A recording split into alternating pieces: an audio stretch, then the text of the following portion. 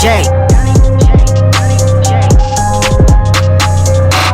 I was snorting cheap whiskey and drinking coke, rich as can be, having fun being fucking broke. It's more important to me than a mortgage fee and a monthly car note. Doing wands off the bonds of a young tiny tummy honey just because she thought it'd be funny.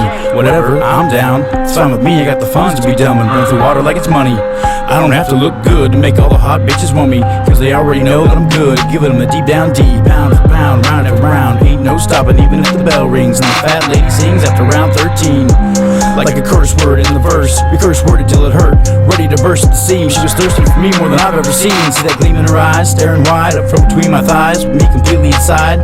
She sweetly blinks her eyes at me, sprinkling tears of joy onto her cheeks. Then tears of fear appear when she panics and realizes she can't breathe. Wiggles and jerks at first, then jiggles and twerks till I can no longer hear her muffled screams. Have you ever been there? Gripped with terror from out of nowhere. With a friend or with a stranger, unaware you were in any danger. Have you ever been there? Gripped with terror from out of nowhere. With a friend or with a stranger, unaware you were in any danger. Now you're fearing for your life, kinda scared, when your daydreams become your nightmares. Eyes wide shut, you bust a nut in this slut's butt. Just as you wake up, bed alone, to the tone of a dial tone, hand still holding the phone. Were you dreaming or remembering more of yesterday evening? I seem to see myself arriving and it's into leaving, spilling something on my sleeve, something weird we were drinking, thinking why is she acting so scared? She has nothing to fear, especially since she invited me over here. Why'd you drug me into sleeping, creeping into the kitchen to put a roofie into my martini, when I wasn't looking in a blink, from talking to me, waking up screaming for no reason. Next meeting, I've gotta get the drop on this bitch. Reverse plot, switch places, stop at my place for a second, get naked and start necking before she starts suspecting anything, and an unexpected schedule edit. Plan on a sudden change of plans, cancellation of reservation to wreck the evening.